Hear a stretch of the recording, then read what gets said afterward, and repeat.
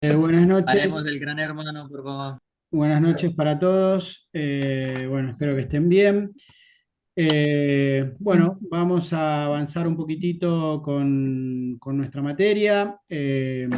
La semana pasada hemos terminado la primer parte de lo que tenemos programado, ¿no? Para esta cursada, para su licencia, la C y la B, la primera, en este recorrido que hacen para su formación como entrenadores. Eh, Les había dicho de entrada que íbamos a dividir esto en tres partes. La primera era poder conocer de qué se trata la psicología aplicada al deporte, el rol del psicólogo deportivo. La segunda etapa era poder trabajar sobre las cuatro habilidades que son las que componen la psicología del deportista y en este caso del futbolista, pero también esto va obviamente para la psicología del entrenador, para todos los que estamos implicados dentro del proceso o la intervención con el futbolista o los futbolistas. Y la última parte iba a estar orientada bien al campo de la niñez, la infancia, el deporte en la infancia y el fútbol infantil. Así que bueno, hemos cumplimentado la primera parte, como les decía, que tenía que ver con la presentación del rol, con la presentación de la disciplina y bueno, que ustedes puedan conocer de qué se trata la psicología aplicada al deporte y cómo interviene, de qué forma interviene el psicólogo deportivo en el campo de trabajo, ¿no? Bueno, dentro de lo que es la especialidad, lo hemos definido como un campo dentro de la psicología que tiene como objetivo trabajar o abordar la subjetividad de las personas que practican deporte o actividad física, que tenemos dos objetivos primordiales. Uno es el cuidado y la preservación de la salud mental de las personas que practican deporte, el otro es la búsqueda de optimización del rendimiento deportivo. ¿Cómo interviene el psicólogo deportivo? Lo hemos hablado en las últimas dos clases. Hay una etapa de evaluación y diagnóstico, hay una segunda parte que tiene que ver con una planificación-ejecución, hay un tipo de intervención que es directa o indirecta. También no lo hemos desarrollado mucho, pero trabajamos en el campo de la investigación y la enseñanza, muchas veces trabajando en campos preventivos o educativos, principalmente en las edades menores. Ya en las edades de alto rendimiento se apunta mucho más a la búsqueda de potenciar el rendimiento deportivo y bueno, preservar otro tipo de factores que intervienen en, digamos, en el campo emocional de un deportista de alto rendimiento. En las etapas infantojuveniles, bueno, se trabaja también bastante en lo que tiene que ver con la prevención y con la educación, como les había dicho. Así que bueno, este es un poco nuestro campo de trabajo. La última clase, lo que también repasamos son las formas de intervención, cómo un psicólogo se incorpora a un equipo de trabajo. Decíamos que puede ser como miembro de un cuerpo técnico, que suceden varios staff que cuentan con un profesional de la salud mental, muchas veces asesorando al propio cuerpo técnico como un miembro más y con la dualidad de poder intervenir también individualmente con los futbolistas. Lo que caracteriza a ese modo de intervención es que al ser el psicólogo miembro del cuerpo técnico, la cabeza del grupo es el entrenador. Decíamos que otra forma de incorporación es como miembro del cuerpo médico. Nosotros, al ser profesionales de la salud, también muchas veces partimos desde ese lugar en forma de cuidado o, como les decía, atención de la parte de la salud mental de los deportistas. También dentro de esa misma estructura podemos trabajar con un cuerpo técnico si el cuerpo técnico lo requiere, pero bueno, la diferencia de ser parte de un equipo médico es que la cabeza es el director médico. Y también trabajamos como asesores externos, a veces en distintas eh, instituciones no se cuenta con un profesional de la salud, con un psicólogo deportivo, entonces en ese caso muchas veces los futbolistas o los entrenadores requieren la atención particular o externa de un profesional y bueno, ahí es donde nos toca intervenir como un miembro externo a una institución. También hay algunos tratamientos que a veces no son recomendables abordarlos desde la institución por a veces por distinta estructura, por distinto encuadre, porque a veces el lugar o el espacio físico no es el adecuado. Entonces muchos futbolistas terminan pidiendo asistencia o intervención en los consultorios particulares. Me pasa a mí, le pasa a otros colegas, así que también es otro lugar donde nos incorporamos en un equipo de trabajo. Esto es lo que vimos esta primera parte, muy abocados, insisto, a la especialidad, al rol nuestro, y a partir de ahora vamos a entrar a la segunda parte que tiene que ver con poder conocer cómo nosotros intervenimos desde la parte psicológica, en qué aspectos, cómo está compuesta la psicología del deportista o la psicología del futbolista, como le decía en este caso. Nosotros, como les presenté en la etapa esta, bueno, inicial o introductoria, un segundito.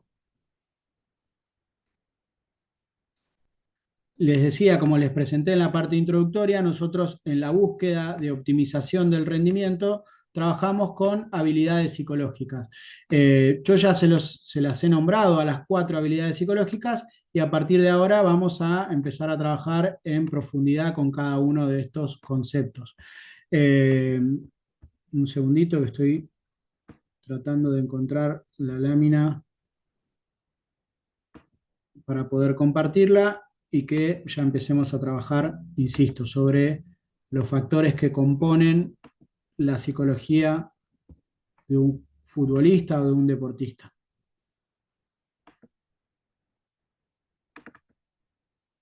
Ahí está. Bueno, habilidades psicológicas en competencia, ¿no? Yo ya se las he presentado, hoy lo vamos a ver, vamos a conocer las 4 habilidades de forma general y a partir de la clase que viene ya le vamos a dedicar 1 o 2 clases particularmente a cada habilidad. Vamos a trabajar 1 o 2 clases sobre la motivación, 1 o 2 clases sobre la confianza, atención y concentración y control de presiones. ¿Por qué? Porque como les dije de entrada, este es el núcleo central de cómo se compone la psicología de un deportista. Los factores motivacionales, de qué se tratan, vamos a conocer cada concepto y también, lógicamente, vamos a ir nombrando distintas estrategias de intervención, cómo trabajar la motivación de un futbolista.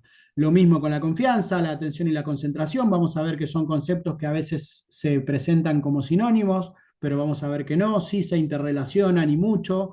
Y vamos a conocer también de qué se tratan las presiones y cómo trabajar o qué estrategias utilizar en la intervención de la búsqueda de esto, ¿no? De la eficacia en el control, de que las presiones, si bien existen y no lo vemos como algo negativo o siempre negativo, pero si esta habilidad no funciona en equilibrio, digamos, si no hay un correcto control de presiones, seguramente se van a ver también afectados el resto de las habilidades.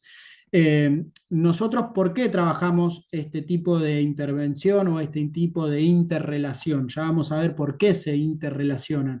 Nosotros lo que buscamos es esto, ¿no? La optimización del rendimiento.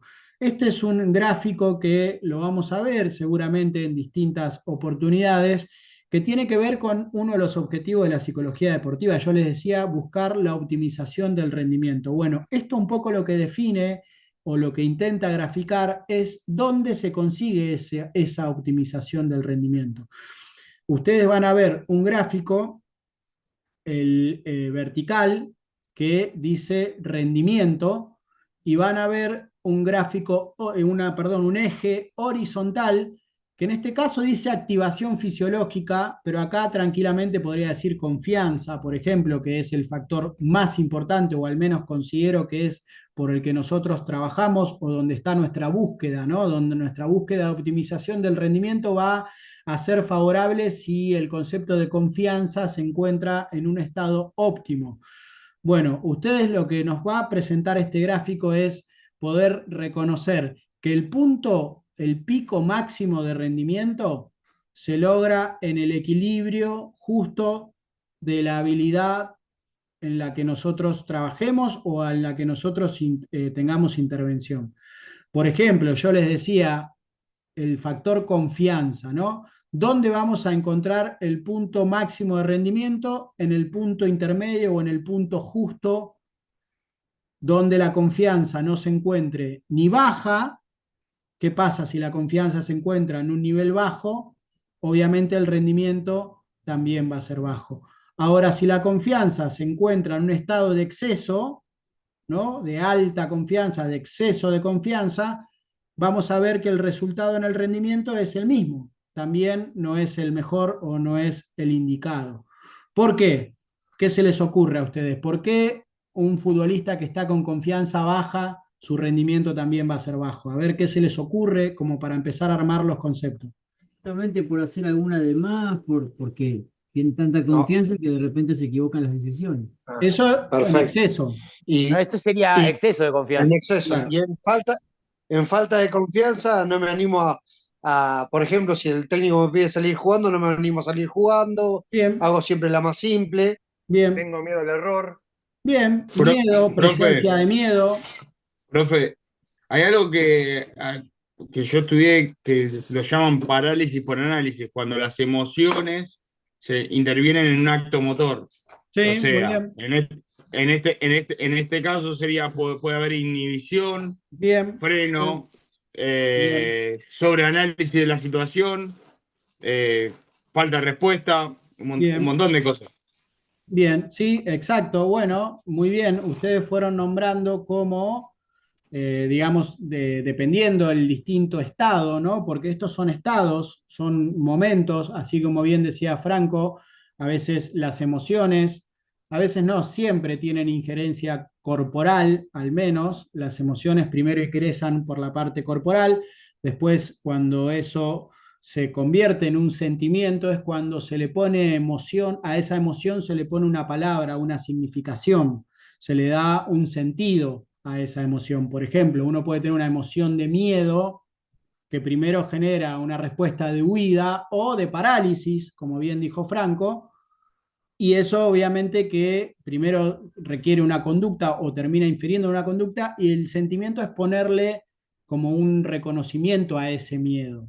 Primero está la reacción física o corporal, por eso ese tipo de emociones terminan influyendo en la respuesta motora, como ustedes dicen, ¿no? Los movimientos no son naturales, la presencia de temor genera una respuesta corporal, ¿no? Como puede ser la inhibición o entumecimiento o contracción o tensión corporal, pero también ustedes nombraban una respuesta cognitiva. Por ejemplo, Néstor hablaba de el temor que pueda llevar a, por ejemplo, ¿qué clase de pensamiento? Presión. Negativo. Claro, Negativos. al error, a la Ahí exacto, equivocación. yo te recortaba en ese lugar cómo traer el error, cómo ese miedo al error hace que el pensamiento también se vea alterado, ¿no? La presencia. La decisión también está Exacto, alterada. bueno, ahí está, ese es el Bueno, punto, yo quizás. creo, yo creo, yo creo que inconscientemente, involuntariamente, todo eso, todo lo que venimos nombrando genera segrega una hormona de justamente de cortisol, donde justamente la hormona del estrés empieza el cuerpo a trabajar con estrés, con más cansancio, Sí, pues también te puede pasar lo contrario, como usted dijo, puede levantar o segregar altos niveles de adrenalina, se tiene, y capaz de estar sobreatento. sí, que eso es el Profe, estado de profe, alerta, ¿no? Que también nosotros lo que vamos a buscar es un estado ideal, por ejemplo, ¿no? En este tipo de habilidad, yo les hablaba anteriormente de la confianza, pero así como está, esto que se llama rusal fisiológico tiene que ver con la activación fisiológica.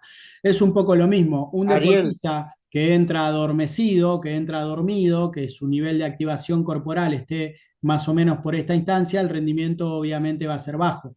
Ahora, alguien que entra sobreactivado, ¿no? Alguien que entra, como se llama, pasado de rosca, también sus niveles de rendimiento van a ser bajos. ¿Por qué? Y porque a veces se calculan mal las distancias, porque los niveles de sobreactivación generan también desatenciones a niveles de concentración o de atención, porque qué sé yo, puede tener una impulsividad en una respuesta.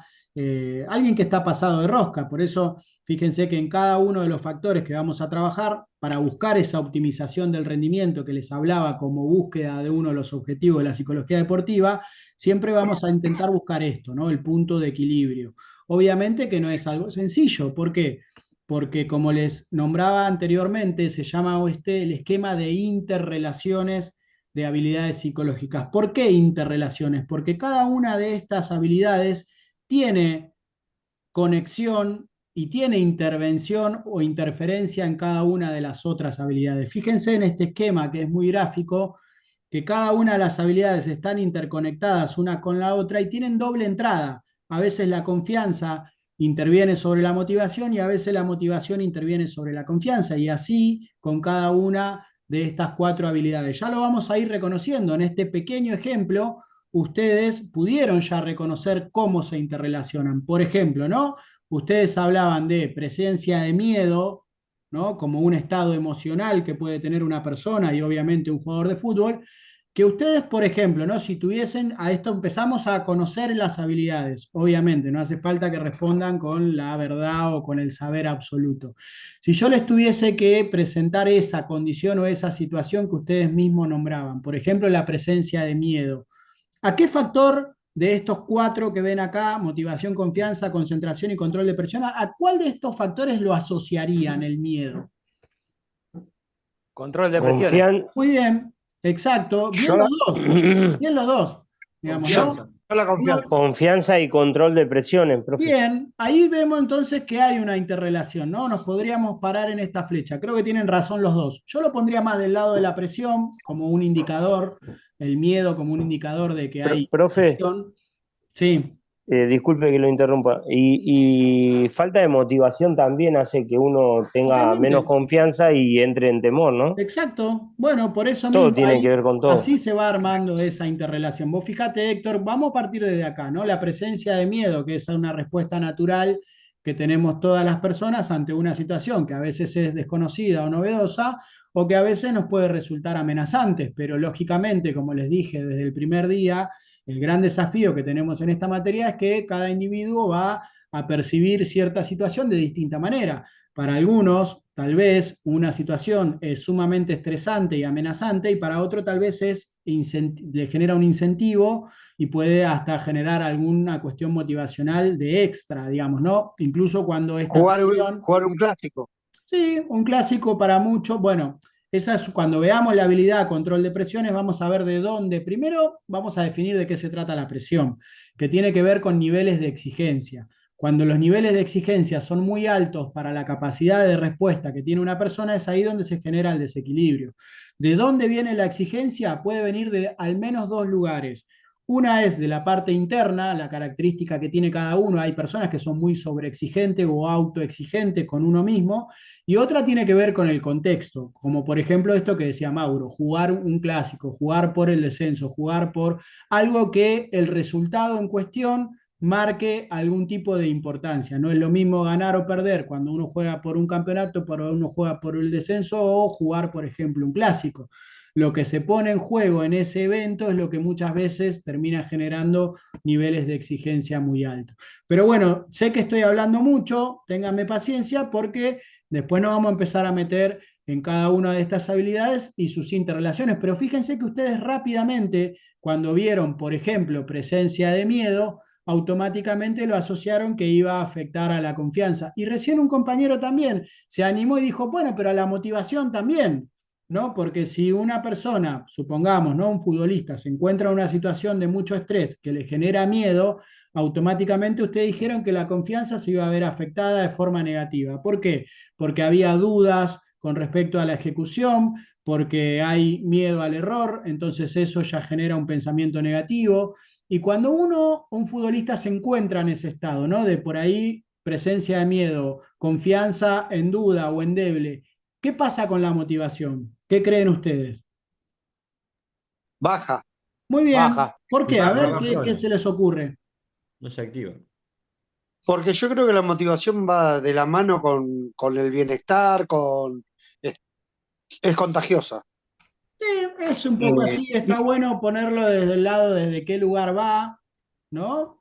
A veces la motivación sí, cuando hay y, varios tipos de motivaciones, lo vamos a ver la clase que viene, está en búsqueda de ese bienestar, que es lo que hace que alguien elija una tarea, por qué elija una cosa y no otra, seguramente porque hay un gusto en realizar eso, y para que ese gusto sea no solamente aceptado, sino que sea retroalimentado, tiene que haber un proceso donde ese gusto se sostenga en el tiempo, porque uno puede tener una motivación o un incentivo para algo, pero la motivación, ustedes lo van a ver sin ir más lejos en esta carrera. Si yo le pregunto a ustedes por qué eligieron ser entrenadores o formarse para ser entrenadores, yo estoy seguro que la gran mayoría me va a decir porque me gusta el fútbol, porque me gustaría ejercer ese rol, porque me gustaría, quizás alguno de ustedes me conteste y me parece que está buenísimo, porque quiero tener un título. Entonces eso es un tipo de motivación que no siempre es solamente por el placer de realizar una tarea, sino a veces es por lograr algo, ¿no? En un futbolista Sí, profesional, por de, ejemplo, el incentivo, muchas veces el tipo de motivación es obviamente vivir de lo que le gusta, pero también ganar plata, o también tener un prestigio o ganar un premio. Entonces esos son distintos tipos de motivación. Ya lo vamos a ver en y- profundidad, pero lo que sí siempre les pongo como ejemplo es el de ustedes. Ustedes, vos me decís, bueno, me motivó el hecho de ser entrenador. Bueno, pero esa motivación también está sostenida por todos los meses pagar, por todo 3 veces por semana conectarse, por hacer trabajos prácticos, por muchas veces tener que trabajar en grupo, por tener materias que a algunas les gusten más y otras por ahí les gusten menos. Pero si esa motivación se sostiene en el tiempo, seguramente van a poder tener el título. Pero también se van a encontrar con compañeros que quizás querían lo mismo que ustedes, pero esa motivación no se sostuvo en el tiempo por distintas circunstancias. No es para cualquiera hacer un curso de 3 años. Algunos lo harán los 3, otros harán 2, otros harán 1, otros no terminarán. Pero lo que quiero demostrar es que la motivación no solamente tiene que ver con la elección de una tarea, sino principalmente con la perseverancia en esa tarea. Entonces eso se va retroalimentando todo el tiempo. Y es ahí donde hacemos un primer acercamiento a la motivación y una primera diferenciación a la activación emocional. ¿Por qué? Porque muchas veces se pone como sinónimos la motivación, por ejemplo, con una arenga, con un grito, con un incentivo. Y esas situaciones son beneficiosas y son necesarias, pero son necesarias para una activación emocional o psicoemocional, pero no para la motivación, porque la motivación es mucho más que un grito, que una arenga, que la motivación implica un proceso, implica una elección, implica perseverar, implica querer mejorar, implica poder ir cumpliendo esto, objetivos, ¿no? Por eso esto aparece como parte central, porque eso es lo que va a movilizar tal vez la motivación y seguramente, como ustedes bien nombraron, la confianza. Son relaciones primero que están íntimamente ligadas, la motivación y la confianza, y después que son directamente proporcional. ¿Por qué? Porque ustedes recién decían que si una persona, un futbolista, está en presencia de miedo, probablemente sus pensamientos sean negativos, o sea que la atención y la concentración se va a ver afectada, ¿no? Alguien que está todo el tiempo pensando en algo malo no está concentrado o no está en un estado de alerta óptimo para ejercer una tarea. Entonces eso se va a ver afectado. Y decían también de que si una persona no está con confianza, la motivación se va a ver afectada porque probablemente no quiera estar ahí. Cuando un futbolista no está bien de confianza, está esperando que el partido se termine o que no se la den, o si supongamos, ¿no?, un futbolista o un equipo está con baja confianza, cuando le hacen un gol, ¿qué pasa generalmente? Se cae. Si se cae es porque no tiene una se cae a motivación pedazos. fortalecida, claro, porque no tiene espíritu de lucha, la motivación genera eso, genera más fortaleza a la hora de Y, la y por persistencia. lo general, bien, cuando pasa varias veces, pasa ese patrón. Cuando se Totalmente. repite varias veces Sí, que un equipo no puede levantar un resultado, ya sí. te meten un gol y ya automáticamente vos sentís que no lo levantás más. Totalmente, porque esa dinámica o sea, se va afectando en el transcurso del tiempo y bueno, es ahí donde está muchas veces la habilidad del entrenador para intentar tocar ciertos puntos motivacionales que nuevamente vayan fortaleciendo este concepto, el de la confianza. La confianza La, no se logra porque sí, es un la motivación producto. puede estar relacionada al miedo también con el fracaso, ¿no? Miedo a fracasar. Uno puede estar muy motivado y después a mitad de carrera, como veníamos hablando del curso, Totalmente, totalmente. Por eso lo que yo quiero también presentarles es que cada uno de estas habilidades no solamente se vinculan una con la otra, sino que todas tienen que ver con un proceso. Ninguna se adquiere ni como se dice vulgarmente, de una, ni se sostiene en el tiempo porque sí. uno tiene que trabajar para lograr una confianza, porque la confianza es la creencia que tiene uno mismo a la hora de realizar una tarea. Algo de todo eso viene de fábrica, pero también, por ejemplo, ¿de qué manera creen ustedes que un futbolista fortalece su confianza? Algo tiene que ver obviamente con su talento, pero ¿qué más tiene que tener un futbolista para sentirse con confianza? Perseverancia. Perseverancia. El trabajo. Personalidad, El trabajo. personalidad. Exacto, trabajo. Por ejemplo, ¿no? Un futbolista, si se siente que tiene una buena condición, un buen estado físico, ¿qué creen que va a pasar con la confianza? Le va a subir. Va a estar alta. Totalmente, Va a y a la ser alta. inversa pasa lo Aumenta. mismo. Por eso la confianza obviamente tiene que ver con algunas cosas, usted dice en la personalidad, sí, por supuesto, pero para mí tiene que ver mucho con el laburo. Para mí tiene que ver muchísimo con la preparación. El futbolista llega o no al estado óptimo de confianza el día de la competencia con todo lo que hizo previamente, no lo que hizo el día del partido. El día del partido ya Claro, se compite. lo que trabajó en la semana, eso se refleja justamente el día del partido. Totalmente, totalmente. La O sea, yo preparación. tengo confianza, yo tengo confianza, si lo trabajé, voy a tener Totalmente. confianza de ir 20 veces a esa pelota porque una voy a ganar, pero no importa, pero voy a ir. Sí, la Y si te sensación sale, de- y si te llega a salir mal, no importa, te quedás tranquilo que vos eso lo es una laburaste toda la circunstancia del semana. juego. Eso Claro. es- Exactamente. La Eso- preparación física también. Totalmente. Para mí la sensación de tener un óptimo estado físico, estamos hablando de futbolistas de alto Claro. rendimiento, ¿eh? Sí, sí, sí. Es una condición fundamental para después poder ejecutar lo que uno. Uno se siente seguro, sí. Exacto, y no sé, en un duelo, lo que hablaban ustedes, que es una circunstancia clave de un partido, bueno, la plena sensación de estado físico hace que uno vaya a un duelo sin regular, Seguro. con esa sensación de Con confianza. seguridad. Digamos, Sí, sí, claro. sí. Entonces, bueno, el buen estado físico no se logra al día del partido, se logra en la previa. Y eso muchas veces tiene que ver con cómo te entrenás, pero también con cómo se hace ese famoso entrenamiento invisible, cómo se descansa, cómo se alimenta. Entonces, fíjense que Exactamente. la condición de confianza no es de un momento para el otro, es algo que se construye y se trabaja. Lo mismo a nivel grupal. ¿Cómo creen que un equipo va a tener confianza en relación al mensaje que, por ejemplo, baja el técnico o el entrenador? ¿Qué tiene que pasar? Y probablemente tiene que haber una creencia de esa metodología, probablemente tiene que haber un convencimiento, probablemente tiene que haber una buena comunicación, probablemente tiene que haber normas claras, probablemente tiene que haber una ejecución de roles eficiente y bien definida. Digamos, tiene que haber una serie de cosas para que un equipo se sienta con confianza. Entonces, por eso, lo que primero que les quiero presentar a ustedes en el día de hoy es que cada uno de estos conceptos no solamente se interrelacionan, sino que se retroalimentan y todas tienen que ver con un proceso. Todas tienen que ver con un proceso. Ninguna de estas habilidades se logra de un momento para el otro, ni son automáticas, ni tampoco son lineales, ni se sostienen en el tiempo. ¿Qué quiero decir con esto? Que ustedes en el deporte todo el tiempo se van a encontrar con situaciones dinámicas, todo el tiempo cambia, ya sea por un resultado, por una relación social, por algo que pueda llegar a generar algún tipo de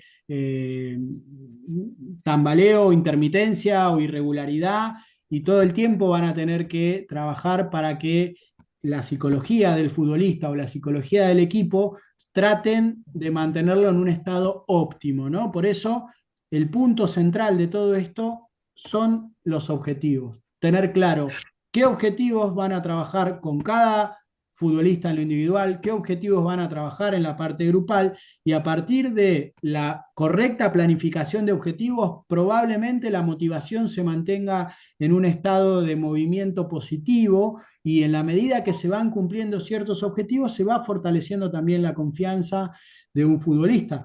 Pero bueno, ya iremos. Igual, profe, perdón que lo interrumpa, pero qué difícil mantener la motivación por un plazo alargado, ¿no? Totalmente, Y totalmente. para Scaloni difícil. hablaban los periodistas. Para Scaloni lo difícil que iba a ser seguir Totalmente. motivándose. Más con un equipo que ya ha ganado todo, pero bueno, ahí está el ejercicio claro y bien marcado de liderazgo, no solamente del entrenador, sino del liderazgo interno, de cómo se gestiona ese grupo de futbolistas.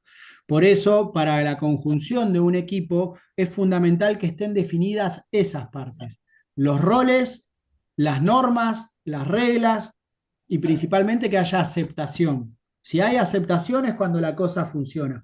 Cuando hay conflicto, Y bueno, es normal, porque en un grupo que conviven 30 personas, seguramente 10, 12, 13 que son los que juegan van a estar contentos, hay 5 o 6 que juegan más o menos y que están ahí, y hay otros 7, 8 que no juegan que van a estar seguramente en disconformidad. Bueno, ahí es donde a ustedes les toca ese gran desafío de poder gestionar cada una de estas instancias con cada uno de los futbolistas en general y después, bueno, lo que tiene que ver obviamente con la parte grupal, que tiene que ver con este concepto, poder lograr la cohesión grupal. Pero bueno, esto ya lo dejaremos para más adelante, pero sí quería que primero que conozcan esto, ¿no? Hay 4 factores que componen la psicología del deportista y del futbolista, que cada una de ellas se compone y no solamente se compone, sino que se gestiona dentro de lo que es un proceso y que cada una tiene intervención sobre la otra, ya sea de forma positiva o de forma negativa. Vimos los 2 ejemplos. Si la psicología desde la parte motivacional fortalece la confianza, probablemente se logre también un buen control de presiones. Esto yo siempre doy el ejemplo más tonto, ¿no? Cuando uno sabe que se va a exponer a una situación, por ejemplo, de evaluación, la mejor manera de generar una confianza es estudiar, es tratar de tomarse el tiempo para el aprendizaje, para leer, para repasar cada uno con la estrategia que tenga. Algunos se hacen resúmenes, otros estudian en, no sé, a la noche, cada uno que tenga su propia metodología para tratar de que el día que llegue la evaluación es una situación de estrés, no se puede negar eso y tampoco creo que tenga que negarse. Por eso la habilidad se llama control de presiones y no se llama anulación de presiones. No existe eso en el deporte. Y es más, creo que no tiene que existir, porque la presión, si es bien manejada, si se puede generar lo que se conoce el estrés positivo, que hace que una persona esté alerta para poder enfrentar esa situación. Pero volviendo a este ejemplo tonto de cuando uno tiene una evaluación, si estudiaste, si te preparaste bien, si tenés más o menos las horas de descanso que necesitas para enfrentar esa situación, va a ser estresante, porque cada vez que nosotros tenemos una estancia de evaluación es estresante. Pero seguramente si uno estudió, va a tener mucha más confianza para poder llevar adelante esa situación. Después pueden pasar otras cosas, un bloqueo, sí, todo puede pasar, digamos, y no hay que renegar de eso. Pero generalmente si el alumno estudia, lo más probable es que apruebe. Y acá es un poco lo mismo, ¿no? Generalmente si hay una buena preparación, si hay una buena sensación del clima de equipo, si hay un buen laburo previo, lo más probable es que el futbolista llegue preparado. Ahora, eso no es obviamente ni sinónimo ni garantía de resultado, porque eso ya es otra cosa. Eso es lo que sucede en la instancia de competencia, donde, bueno, ahí ya hasta muchas veces definen los propios futbolistas, digamos, ¿no? Pero bueno, el trabajo de preparación es lo que nos va a terminar a nosotros ayudando a que el día del partido el futbolista llegue de la mejor manera posible. Insisto, a veces eso va a alcanzar y a veces, bueno, este deporte es dinámica de lo impensado, pueden generar o pueden pasar algunas situaciones que no garantice que siempre el que mejor preparado esté es el que gane. Más en este deporte, en otros por ahí sí. Bien, les voy a nombrar, como para que nos quede claro en la clase de hoy, es lo último que vamos a ver, de qué se tratan cada uno de estos conceptos. Algunos ya los fue presentando, digamos, en estos pequeños ejemplos que fuimos viendo, y otros, bueno, los vamos a ir viendo, como les decía, ya a partir de la semana que viene con mayor profundidad. Bueno, ¿cuáles son estas 4 habilidades? Hoy solamente las voy a nombrar. Motivación. Acuérdense que cada una es un proceso y cada una tiene relación con la otra. Bueno, lo importante del término de motivación, se los presenté anteriormente, tiene que ver con ponerse en movimiento, ¿no? ¿Por qué? Porque uno a veces puede, no sé, gustarle, como les decía el ejemplo de ustedes inscriptos en este curso. Seguramente a muchos les debe gustar el fútbol, a muchos quisieran ser entrenadores, pero la motivación lo que implica es un movimiento, es poner un movimiento, poner algo en la conducta. Entonces, ustedes no solamente que querían ser entrenadores, sino que el movimiento los está llevando a cursar, a anotarse, a pagar todos los meses, a tener que hacer trabajos prácticos. Es el movimiento lo que define que esa motivación está en marcha, ¿no? Uno puede decir, sí, a mí me recontra motiva hacer, no sé, tocar la guitarra, pero si nunca me compré el instrumento, no fui al profesor, no quise aprender las escalas, probablemente jamás toque la guitarra. Entonces, lo primero que quiero remarcar es eso, el movimiento. La motivación implica eso, mover. Y este es el punto importante que vamos a empezar a ver a partir de la semana que viene. Es el producto, yo ya se los adelanté en otras clases, de variables sociales, ambientales e individuales. ¿Qué quiere decir con esto? Que la motivación es el conjunto de varias cuestiones, no es solamente el nene que quiere jugar a la pelota. Primero va a implicar la variable social de por qué elige ese deporte y no otro. El fútbol, en nuestro caso, en nuestro país, es el deporte no solamente el más popular, sino el más inclusivo. Pueden practicar este deporte chicos de clase social alta, baja, media, no es condicionante. Por ejemplo, no sé, hay ciertos deportes, uno puede imaginarse a priori con cierto prejuicio, el polo, no sé, el tenis y demás, que tienen como una determinación social. Hay otros que no sé, por ejemplo, los deportes acuáticos difícilmente se practiquen acá en Buenos Aires y sí quizás en otras ciudades, como por ejemplo Mar del Plata. Bueno, eso es una variable ambiental, ¿no? El tipo de lugar donde estén las posibilidades o no de ejercer un deporte. Otra variable ambiental es la familia, y más en las pequeñas edades. Un chico puede querer jugar al fútbol, tener muchas condiciones, pero si no tiene una variable ambiental familiar que lo sostenga en el proceso de motivación, probablemente no se sostenga en el tiempo. Entonces vemos muchas veces que hay chicos que eligen el fútbol, que tienen condiciones, que les gusta, pero si no lo llevan a entrenar, si no lo llevan a competir, si no le facilitan las herramientas básicas, si no está bien alimentado, si no tienen ciertas condiciones ambientales, probablemente esa motivación no se sostenga en el tiempo. Y esto lamentablemente lo vemos como variable social y ambiental de muchos chicos que quizás juegan muy bien, pero después como no continúan o no tienen alguien que los soporte en esas edades, no se desarrolla en el tiempo. Y la variable individual, que también tiene que ver con los conceptos motivacionales, muchas veces tiene que ver con las condiciones técnicas propias que tienen. Vieron que hay chicos que de fábrica ya tienen algún don natural o se destacan de manera, bueno, eso es una variable individual. Otra variable individual, por ejemplo, es el físico. Hay chicos que son altos, que quizás ya tienen a los padres altos y uno va proyectando, va a ser un chico alto y quizás a ese chico se lo disputan distintos deportes. Pasa mucho en las provincias, el básquet, el vóley y el fútbol. Y, por ejemplo, una variable individual para que ser arquero, para ser central o para ser muchas veces centro delantero, también una variable individual puede ser el físico. Por eso, insisto, son distintos factores que componen a la motivación y que hacen no solamente que una persona elija el deporte, sino esto, ¿no?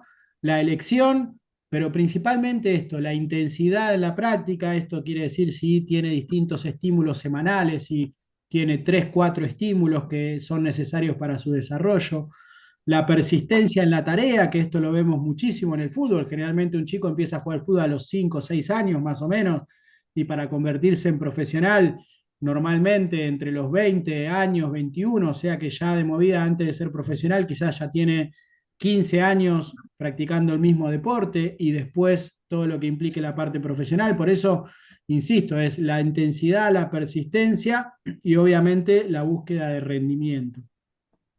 La motivación está íntimamente ligada al planteamiento de objetivos, ya lo vamos a ver con profundidad la semana que viene, y principalmente esto, ¿no? Que esté cuidadosamente trazado. ¿Por qué?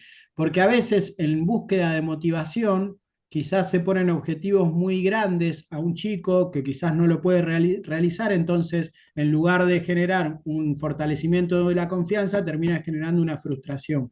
A veces se comete un error con el vos podés. A veces se le dice a todos los chicos, dale que vos podés, y quizás no todos los chicos pueden, y ahí es donde quizás por querer generar un incentivo motivacional terminan encontrándose con una frustración que puede derivar en un abandono deportivo y demás cuestiones que ya vamos a ver en profundidad más adelante.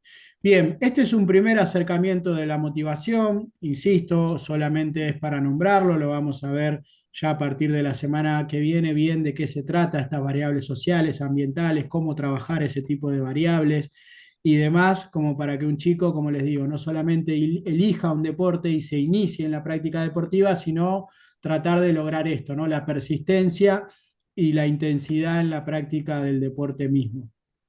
Bien, la confianza, punto número 2, íntimamente ligado también. Son definiciones cortitas, ya lo vamos a ver en profundidad, pero la confianza básicamente es la creencia o la autopercepción que tiene uno con respecto a la posibilidad de habilidad que tenga uno para hacer cierta tarea, ¿no? Es como la autopercepción, la confianza tiene que ver con uno mismo. De hecho, a veces se escucha, ¿no? De forma, a veces como de excusa que tienen los futbolistas de el técnico no me da confianza, la gente no me da confianza. Son factores que obviamente ayudan al fortalecimiento, pero la confianza es de uno. Uno no puede esperar que el otro se la dé. El otro ayuda muchas veces porque hay un clima que favorece o porque hay algo que facilita esa confianza, pero la confianza es algo que es individual, no tiene que ver con otro que te da o te saca. Después sí, obviamente hay distintos técnicos que tienen una habilidad para trabajar ese tipo o para incentivar. Y bueno, Fabián, buenas noches. Siempre hago el mismo chiste, el que se va a laburar a esta hora, labura, no sé, en Esperanto, en algún lugar de eso, pero bueno, vamos a respetar obviamente tu actividad. Qué envidia, ¿no? Sí, de que se va a laburar a esta hora, ¿de dónde labura? Pero bueno, nada, es un chiste tonto. Que tenga una buena jornada. Sí, Mariano. Sí, bueno, volviendo al tema de la confianza, es hacerse cargo de lo que a uno le pasa y dejar el lado el me. El me hacen esto, me dicen aquello, Sí, me pasa por el aquello. jugador de fútbol es especialista en echarle la culpa al otro. No solamente el jugador de fútbol, no quiero ser eh, ni prejuicioso ni tampoco hablar mal. Es una conducta humana, pero bueno, se ve mucho esto, ¿no? Y uno intenta siempre trabajar para que quede del lado del... eh, No, Fabián, no te lo tomes tan en serio, che, era un chiste. Eh, bueno, esto, ¿no? Tratar de que quede de parte de uno, porque a partir de ahí uno también puede trabajar con qué objetivos proponerse, cómo trabajar para poder lograr eso, de qué manera tratar de fortalecer su confianza. Tiene que ver con un autoconocimiento. Acuérdense que cuando les nombraba en la primera etapa de cómo intervenir con un futbolista desde la parte de la psicología, el autoconocimiento era una condición que yo les marqué como fundamental para poder trabajar este tipo de aspectos, ¿no? ¿Qué es lo que considera el futbolista que puede lograr? ¿Cómo trabaja para eso? ¿Qué se propone cada entrenamiento? ¿Qué tipo de autocrítica tiene? Que es fundamental, porque la autocrítica tiene que estar para que el jugador mejore y progrese, pero si es una autocrítica muy severa, generalmente termina frustrándose. Por eso son factores que, como les digo, son muy dinámicos y que trabajar sobre esto implica todo un arte, ¿no? A veces habrá que ajustar más, a veces hay que liberar un poquito, tratar de encontrar ese punto de bienestar y que sea muy exigente, que el futbolista sea exigente con lo que busca para uno mismo, pero eso, bueno, tiene que ver con una autodisciplina que también es una condición fundamental. La disciplina en estos dos factores es clave, ¿no? Y más en el término de motivación, porque a veces cuando la motivación está fortalecida, la disciplina no es costosa. Ahora, cuando la motivación no está desde, por ejemplo, un jugador que es suplente, tiene que tener una disciplina muy fuerte para mantenerse en los estados motivacionales que no afecten su confianza, principalmente esperando esa oportunidad que cuando le llegue uno trabaja para que lo encuentre bien preparado. Sí, Marco. No, que decía de la confianza que era íntegramente individual, pero estaba Sí, no sé pensando si que íntegramente, pero depende también definitivamente. muchas veces de la otra persona, en este caso un técnico, porque Sí, si no le das depende. confianza, incluso en Mm. los entrenamientos, o sea, si no le brindas confianza a que se equivoque, a que pruebe, No, por ahí se retrae también la eso persona. seguro, pero en todo caso el técnico, digamos, facilita. Hay técnicos que son facilitadores, digamos, ¿no? Pero tampoco creo que el jugador tenga que pedirle al otro que le dé confianza. A veces la va a tener y a veces no. Y depende mucho del estilo del técnico. Perdón, o al revés, o te da la confianza de decir, bueno, si te equivocás no importa, ¿entendés? Bueno, eso es una manera de Volver a facilitar, pero intentar, o Pero en Hay como definitiva, una ayuda de confianza, ¿no? De sí, un tercero. totalmente, por eso digo, no, el técnico trabaja sobre estas cosas, por supuesto, pero facilita, no sé si es el dador. Pero la confianza es de uno. Totalmente, porque ponele vos Profe, decís no pasa nada, pero ese futbolista, digamos, o no entrenó bien, o no se Sí, sí, cuida, o no. estoy de acuerdo con que la confianza es de uno, pero digo, está también la ayuda de un tercero para bien o para mal, Totalmente, ¿no? totalmente, profe, absolutamente.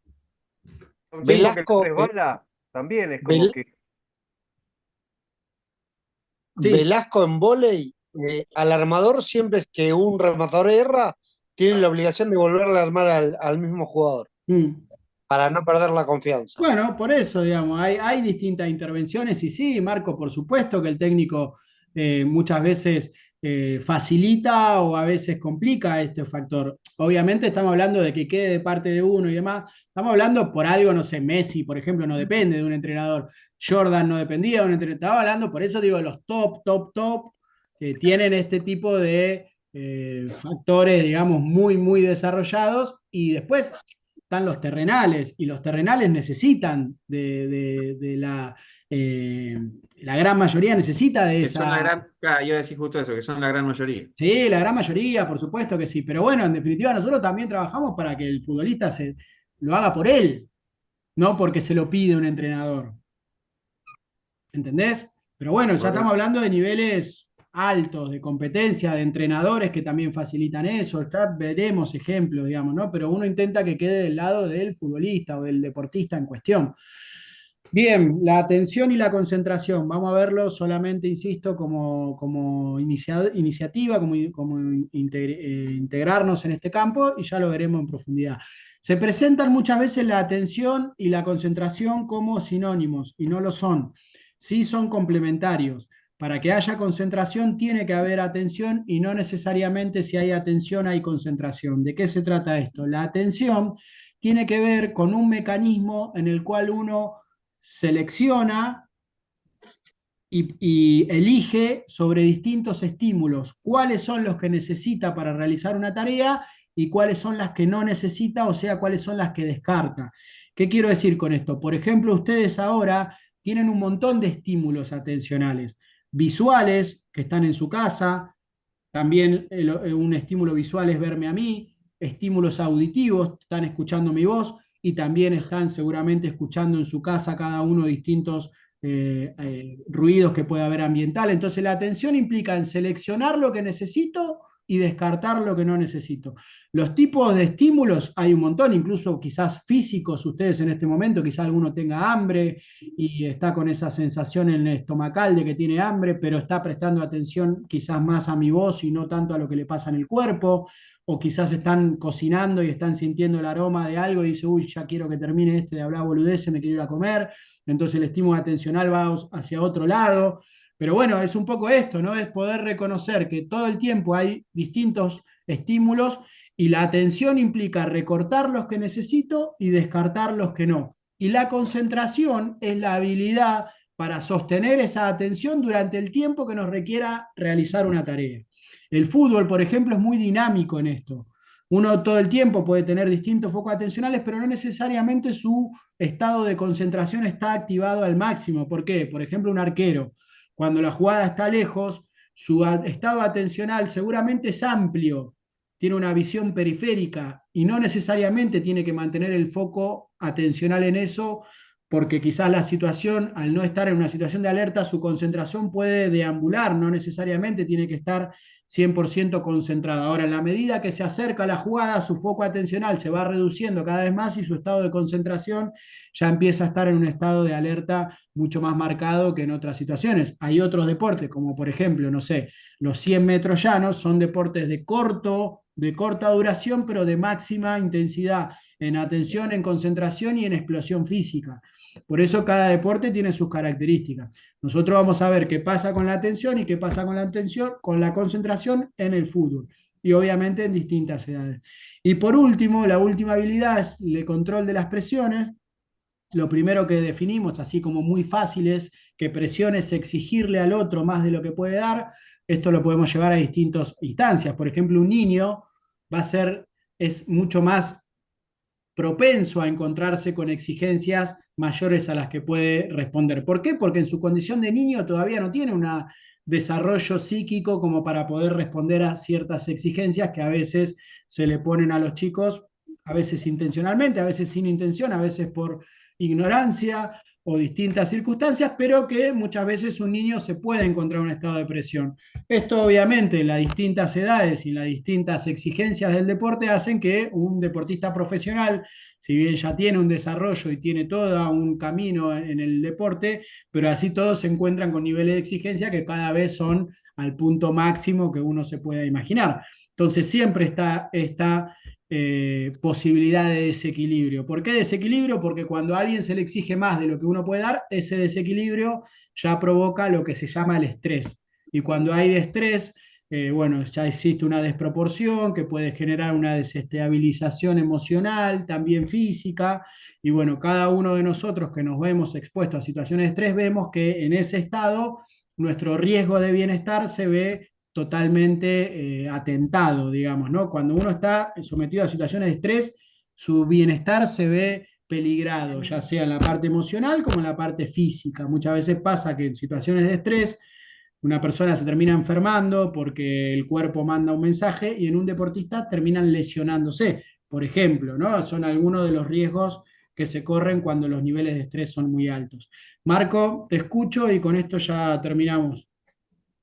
No, decir, usted decía de presionarlo al jugador o al chico, o puede ser al revés también, ¿no? Sacarle un poco de Es presión que para la que idea del pueda. control de la presión es precisamente que el nivel de exigencia no sea mayor a la capacidad de respuesta. Entonces ahí es donde vos le favoreces o le puedes favorecer que tenga una buena respuesta, porque quizás los niveles de exigencia y no tengan que ser tan altos, ya sea en buscar un A veces nos resultado. equivocamos nosotros En la- presionándolo tanto, ¿no? Bueno, pero lo mismo, vos fíjate que, ¿por qué es tan importante poner objetivos claros? Si vos sabés, me ha pasado mucho de, no sé, a mí me toca trabajar en un club grande. En edades de infantiles, por ejemplo, había, por la organización del torneo, nos tocaba jugar a veces con equipos que ni siquiera competían en la liga oficial de la AFA, no sé, un club de Don Bosco, que no me acuerdo el nombre, pero entonces, si uno es entrenador del club de Don Bosco y vas a enfrentar a un club grande, no sé si el objetivo que vos tengas que poner con esos chicos sea ganar. Quizás tengas que Claro. proponer otro objetivo, digamos, que compitan o que no se desordenen o que vos sabés Sí. que el resultado no, y si sos de Independiente y jugás contra Don Bosco, no sé si el objetivo que te vas a poner vos es ganar, porque probablemente eso lo logres. Quizás busques otra cosa también.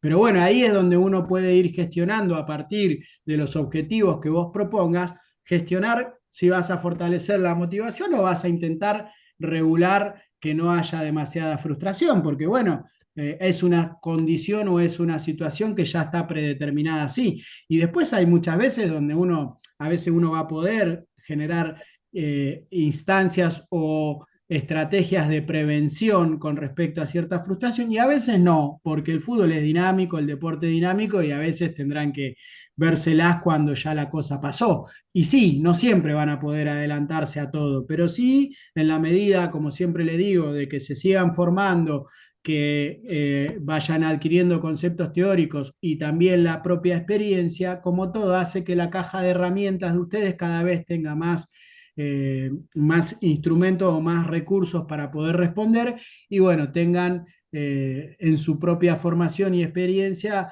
la posibilidad de a veces resolver ante situaciones que ser entrenador de fútbol se metieron en un campo bastante complejo porque todo el tiempo tienen que tomar decisiones, porque a veces esas decisiones son las que ustedes quieren, a veces son las que no saben y tienen que buscar a ver si aciertan o no, y muchas veces lo complicado es que no hay garantías, uno solamente sabe si la decisión que tomó es buena o no a posteriori. Entonces, en la medida que tengan más recursos, seguramente más confianza también tendrán ustedes y bueno, quizás algunos acertarán más y a la hora de equivocarse, bueno, lo mismo que le transmiten a sus jugadores, digamos, parte del deporte, es parte de la formación, es parte del aprendizaje y bueno, también tiene que ser como una instancia, no sé si bienvenida, pero al menos no que no sea horrorosa, digamos, todos nos equivocamos y de todo se puede aprender. Bueno, chicos, nada, hablé bastante hoy, hice una pequeña introducción de lo que vamos a ver las próximas clases. Ya a partir de la semana que viene nos metemos en el concepto de motivación. Genial, Perfecto, profe, profe. Bueno, gracias. buenas Bueno, noches, profe, que tengan buenas buena noches, semana gracias. y nos Gracias, vemos profe, la buenas noches. Bueno, profe, Hasta luego. chao.